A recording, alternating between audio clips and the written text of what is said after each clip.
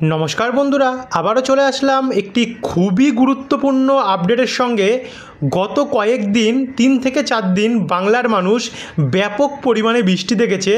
विभिन्न জেলায় জেলায় विशेष करे कलकाता 2 24 परगना हावड़ा हुगली पुरुलिया बाँकुड़ा बर्धमान मुर्शिदाबाद बीरभूम 2 24 परगना एवं 2 मेदिनीपुर साइडे व्यापक परिमाणे बृष्टि হয়েছে আর একবার কিন্তু সেটার পুনরাবৃত্তি ফের একবার ঘটতে চলেছে কারণ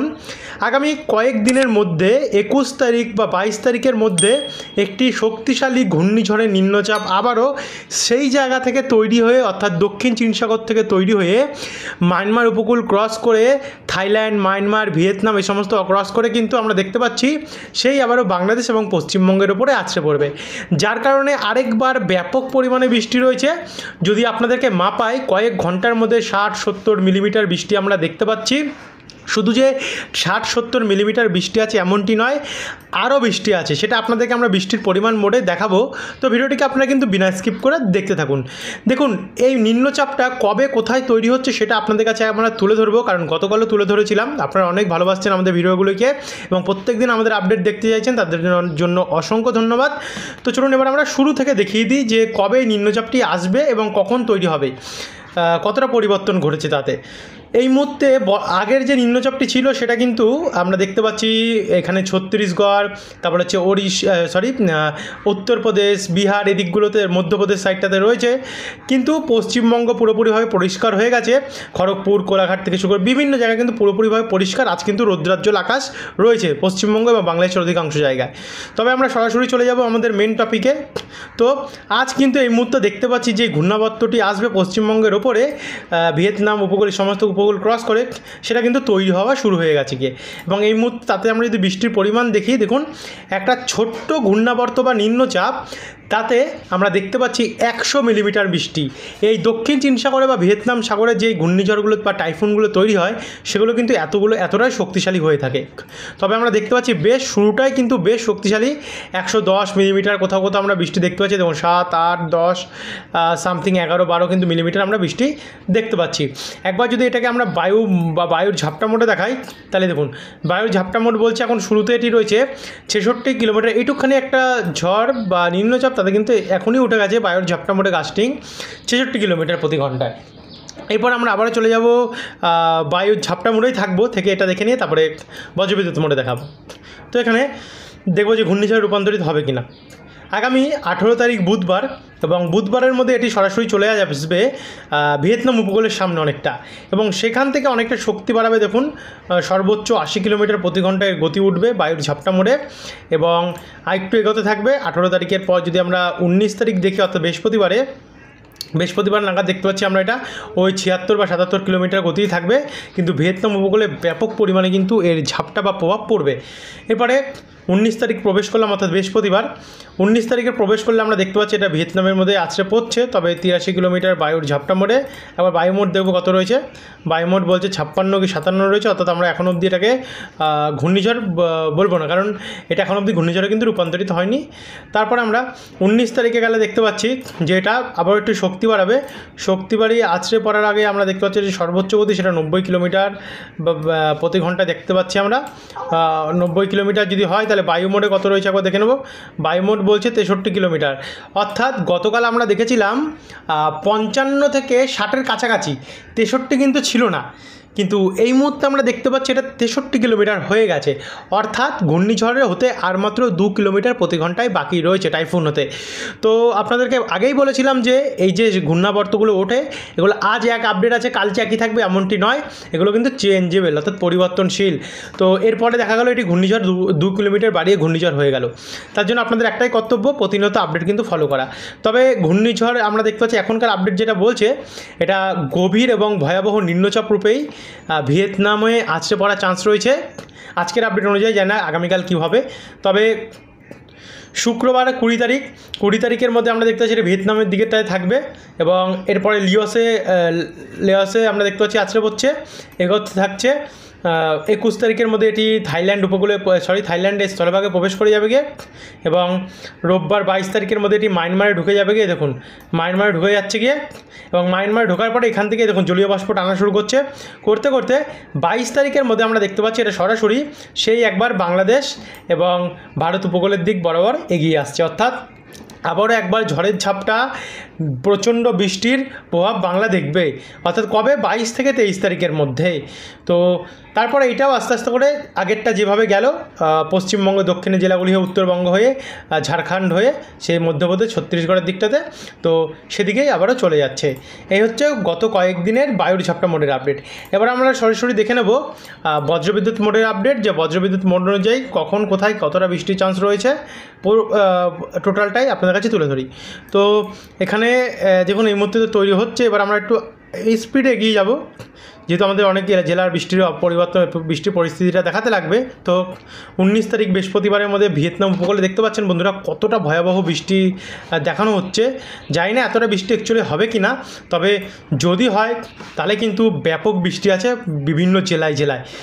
তারপরে 20 তারিখের পর 21 তারিখ শনিবারের পর এটা আমরা দেখতে পাচ্ছি মায়ানমারের দিকে প্রবেশ করছে এবং 22 তারিখ রাত্রেবেলা ভোর রাত্রে, অর্থাৎ শনিবার গিয়ে 22 তারিখের ভোর রাত্রে রবিবারের দিকটায় কিন্তু দক্ষিণবঙ্গে এর ফলে বৃষ্টি চালু হয়ে যাবে। সেই সময়কার বৃষ্টিটা হবে হালকা বৃষ্টি, যেমন কলকাতা, চন্দননগর, শান্তিপুর, বর্ধমান, বাঁকুড়া, খড়গপুর, 2 চব্বিশ পরগনা, নদিয়া, হাওড়া, হুগলি, 2 মেদিনীপুর এবং 2 বর্ধমান সাইডটাতে। আর এদিকে সেই সময় বাংলাদেশের চিটাগং, সেনবাগ, মতিরহাট, লালমোহন এদিকগুলোতে কিন্তু প্রচণ্ড বৃষ্টি থাকবে। তখন অবধি রয়েছে এটি মায়ানমারের মধ্যেই। তারপরে রাত্রেবেলা 3টের সময় বলতে পারেন যে ভোর 3টেতে বাংলাদেশে ব্যাপক পরিমাণে ভারী বৃষ্টি আরম্ভ হয়ে যাবে গিয়ে, যেমন মহেশখালী, চিটাগং এই সমস্ত জায়গা হয়ে কলাপাড়া, বরিশাল, খুলনা, ঢাকা, তারপর হচ্ছে ফরিদপুর, লোহাগাড়া, শ্যামনগর, পিরোজপুর, ফিরোজগঞ্জ, কাপাসিয়া, নাগেরপুর এই দিকগুলোতে। এছাড়া আমরা যদি এটাকে আরেকটু প্লে করি তাহলে দেখুন ভোর 6টা থেকে কিন্তু দক্ষিণবঙ্গ বৃষ্টি আরম্ভ হয়ে যাবে, অর্থাৎ পশ্চিমবঙ্গের দক্ষিণের জেলাগুলিতে, যার মধ্যে রয়েছে পান্ডুয়া, চাকদা, শান্তিপুর, কৃষ্ণনগর, কাটোয়া, গোসকারা, 2 বর্ধমান, সোনামুখী, দুর্গাপুর, বাঁকুড়া হয়ে এদিকে বেলডাঙ্গা, ডোমকল, করিমপুর, কেতুগ্রাম, নানুর হয়ে খড়গ্রাম, সাগরদিঘি, ভগবানগোলা হয়ে এদিকে সিরাজগঞ্জ, নাগেরপুর, পাবনা, বাঙ্গুরা, লালপুর, টাঙ্গাইল, কালীহাটি এই দিকগুলোতে প্রচণ্ড বৃষ্টি।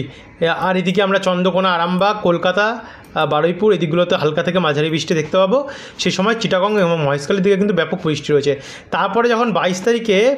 দুপুরবেলা এটি বঙ্গোপসাগরে প্রবেশ করবে, হঠাৎ করে কিন্তু শক্তি বাড়িয়ে নেবে এবং এই শক্তি বাড়ানোর কারণে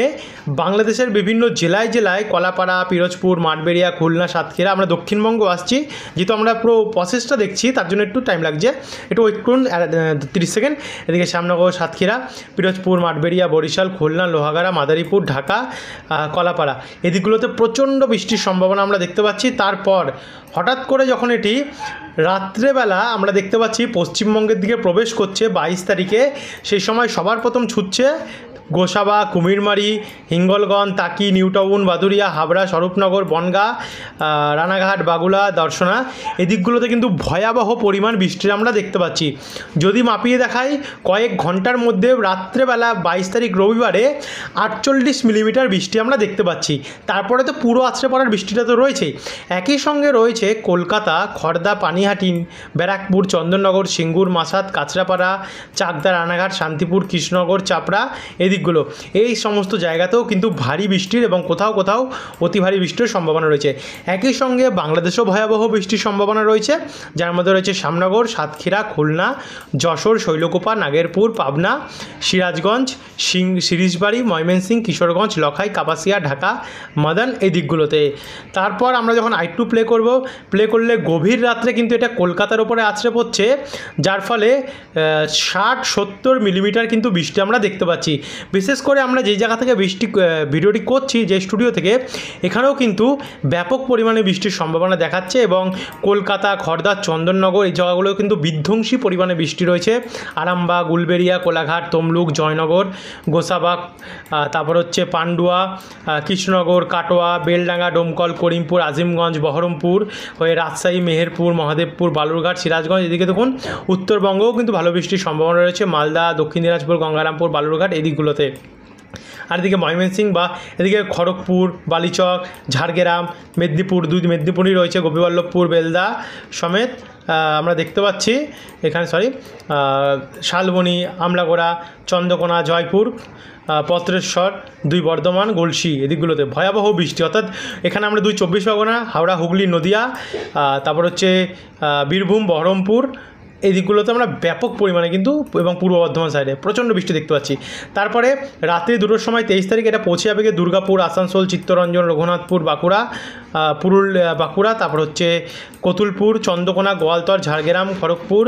চাকুলিয়া, খাতড়া এদিকগুলোতে কিন্তু ভয়াবহ বৃষ্টির সম্ভাবনা। একই সঙ্গে বাংলাদেশেও প্রচণ্ড বৃষ্টি রয়েছে এবং উত্তরবঙ্গ কিন্তু আবারও একবার বৃষ্টি দেখা যাবে। মালদা, দিনাজপুর, শিলিগুড়ি, আলিপুরদুয়ার, কোচবিহার, অসম এদিকগুলোতেও কিন্তু প্রচণ্ড ভয়াবহ বৃষ্টির কন্ডিশন আমরা দেখতে পাচ্ছি। তারপরে 23 তারিখে কিন্তু সারাদিনই বৃষ্টি থাকবে এবং আস্তে আস্তে এটাও চলে যাবে সেই ভারতের মধ্যভাগে, যার ফলে এটার আবার শক্তি হ্রাস পাবে। এরপরে দেখে নেব আর কোনো দ্বিতীয় নিম্নচাপ আছে কি না। তবে উত্তরবঙ্গে কিন্তু 24 তারিখেও বৃষ্টি চলবে, দক্ষিণবঙ্গে তেমন একটা বৃষ্টি থাকবে না, হালকা থেকে মাঝারি বৃষ্টি। 26 তারিখে আমরা দেখতে পাচ্ছি যে আবারও কিন্তু নতুন ঘূর্ণাবর্ত তৈরি হওয়ার সম্ভাবনা রয়েছে এবারে বঙ্গোপসাগরে। দেখা যাক পরবর্তী আপডেটগুলোতে কী হয়। ভিডিওটিকে বেশি বড় করব না, 11 মিনিট হয়ে গেছে, ভিডিওটি 1 মিনিটের কাছাকাছি। তো এই ছিল এখনকার আপডেট। যারা এখন অবধি সাবস্ক্রাইব করেননি, প্রতিনিয়ত আপডেট পেতে হলে বাংলা খবর এবং ডেলি বাংলা নিউজ এই দুটো চ্যানেলকে সাবস্ক্রাইব করে রেখে দেবেন। ধন্যবাদ।